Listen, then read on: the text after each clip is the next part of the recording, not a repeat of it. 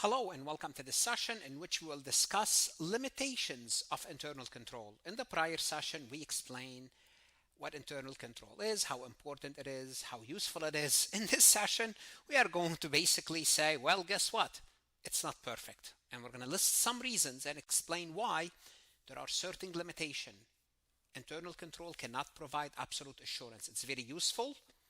We need it, but you cannot rely on it as absolute assurance. So even with the best design, the best internal control, you cannot guarantee the complete prevention or detection of errors and fraud. Why? Because there's an inherent limitation in the internal control. What's that? Well, who builds internal control? People. Who operates internal control? People. Because of that, people will make mistakes. That's the minimum. People will collude. People will override the control.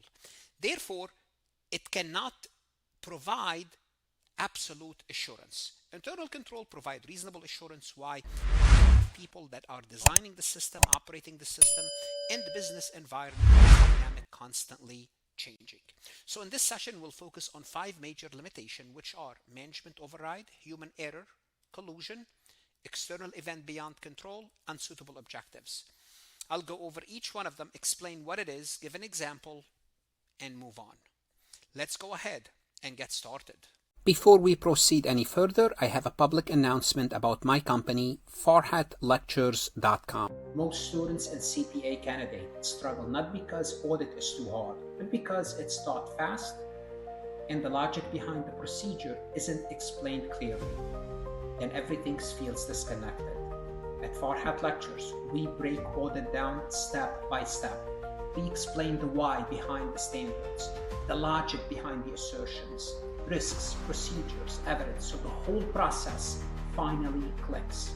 When the concepts connect, audit becomes clear and manageable. You stop memorizing and start understanding. Ready for auditing to make sense? Start your free trial at farhatlectures.com. Starting with management override of controls. As it reads, management is overriding, overcoming the control, bypassing the control. Management is, you have to think of them, they're people on the top who supervise other people. They have more authority. So people with authority can intentionally, on purpose, bypass or override established controls. Well, we cannot make this purchase unless we have the approval of 2 individuals. Well, a manager can override this and make the purchase without the approval. This can occur when managers have the power to approve, record, authorize transactions that override normal procedures.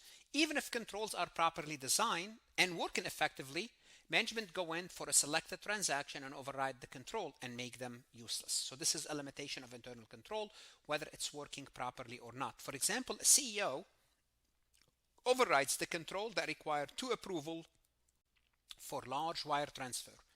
The CEO will authorize a transfer of funds to a personal account, bypassing the control, because they can bypass the control. Therefore, they will not get the approval of 2 individuals. Or even, we're going to see later, even if they get the approval, they could all collude with each other, him or her and the other 2 individuals. So the impact here is this creates a risk of fraud or misstatement, since those at the top can manipulate the system for personal or company gain. Another limitation, which is human error, basically a mistake. People can make mistakes, whether through carelessness, laziness, fatigue, misunderstanding. They don't have the proper training, miscommunication. There could be all reasons why the internal control are not being followed properly. So human error can occur in manual process or in automated due to wrong setup or data entry. And a data entry could be something like someone entering 1.2 million versus 120,000 in the system. Now, our system, we hope that the accounting information system or the information system will have certain controls that will reduce this human error. For example, any amount above 150,000, it gets rejected because it needs 2 approval. Therefore, the 1.2 million will not go through. But again, in the absence of additional control, this could be simply a human error. Although the system total and reconciles correctly, the data itself is wrong, producing a major misstatement. So the impact here is we could have errors from human to go undetected although the system is working properly. It's not because the system is not working properly, because the people made the error and the system cannot determine whether it's a correct input or not. A third limitation of internal control is collusion. And I've kind of touched upon it when I talked about management override. And I said in the management override, we gave the example of a CEO overriding the system to send a wire that required 2 approvals. This is if the CEO does it without anyone knowing. How about if the CEO agrees with those 2 individuals to do it? They agree to do it all together. This is called collusion. This happens when 2 or more people, they agree secretly together to do what? To commit a fraud. So internal control often rely on segregation of duties. If you remember when we talked about the ARC, authorization, recording, and custody of asset, those 3 should be separate. Segregation of duties is the bedrock for internal control. Great. How about if the people who are segregated start to work together? Well, internal control becomes useless.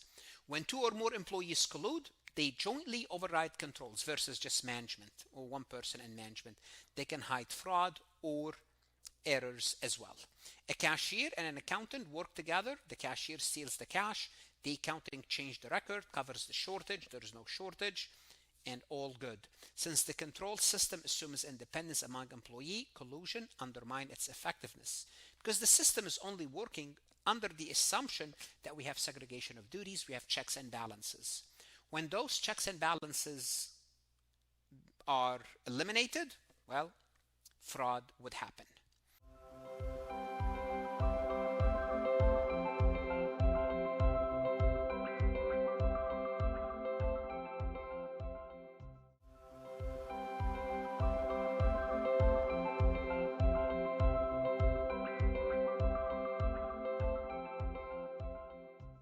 External events beyond the entity's control. This is where something happened outside management's control. Can even render the strongest control ineffective.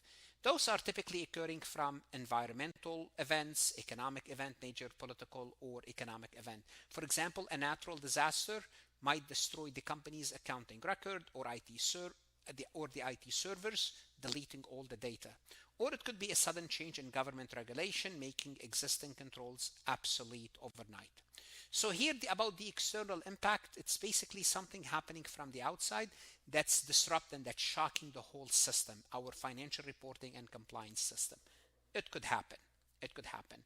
A hurricane, a terrorist attack, an earthquake, just people, they need to get going. They don't have the appropriate record. They might enter transaction just to get the company going. And those are external events beyond the entity's internal control. The 5th limitation is unsuitable objectives.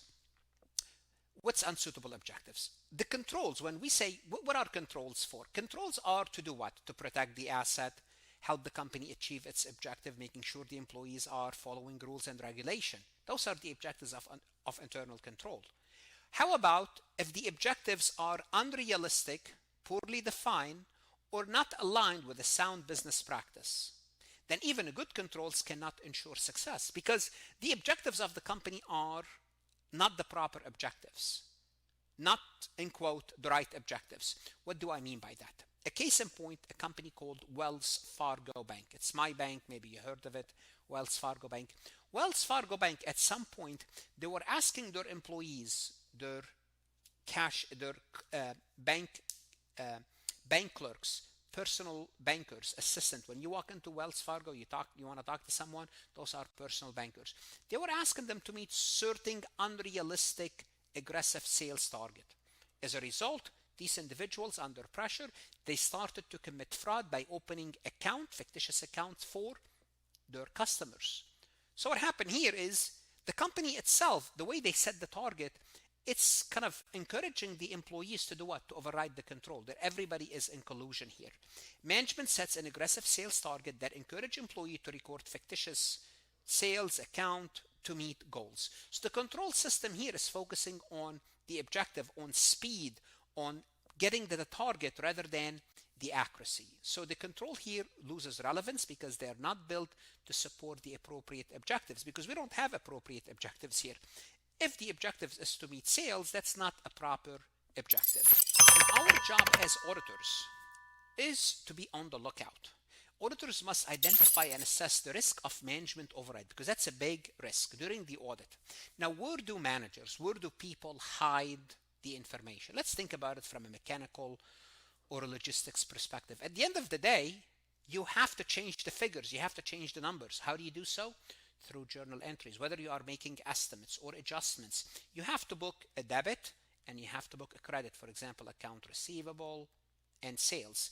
That's the journal entry. So as auditors, we have to question those entries. If we see them, do they make sense? What's the motive behind them? Is there enough evidence? And this is how we can keep management in check. Let's take a look at this multiple choice question from farhatlectures.com. Delta Retails sets an unrealistic goal of doubling quarterly sales. To meet the target, employee record fictitious sales that never ship to customers. Okay? The company's control system focuses on counting transactions, not verifying deliveries. So the control is just not there to meet an appropriate objective, basically. Yeah. Which inherent limitation of internal control best explain this failure? So what limitation are we discussing here? Now, if you're taking this question on farhatlectures.com, you could ask the AI, if you just kind of forgot or not sure what are the limitation of internal controls, it will explain the topic for you kind of as a refresher. Or if not, you could just try to answer the choices. Is it management override? Is this the limitation that we are discussing here?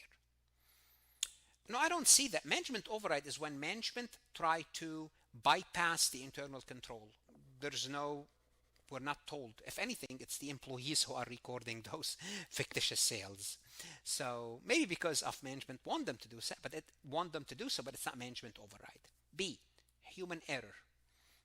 I don't see anything about a mistake here. This is being done intentionally, therefore error is out. Unsuitable objectives? I would say yes. Why? Because the system is supporting poorly defined and unrealistic objectives, not looking to verify whether the sales is correct, the sales is legitimate or not. Therefore, between A, B, and C, I'm going to keep C, but let's look at D. D, collusion. Collusion is when two or more individuals, they try to collude together to commit fraud. Now, sorry, are these people colluding together? They are working together, but they're not colluding. Colluding is when they are secretly and hiding their act. Here, there is no hiding. The company says, look, let's do this. And how do we do this? Would let through of recording fictitious sales. So there's no collusion. It's the unsuitable objective that's creating this limitation. Now, on farhatlectures.com, also, the farhat.ai can explain the answer choices for you, kind of, emphasize a little bit further if you'd like. And if you want another similar question, it would create a similar MCQ for you to help you practice. Whether you are a CPA exam candidate or an accounting student, invest in yourself. That's the best investment you can make. Farhat Lectures is always here to help. Good luck, stay safe, and God bless.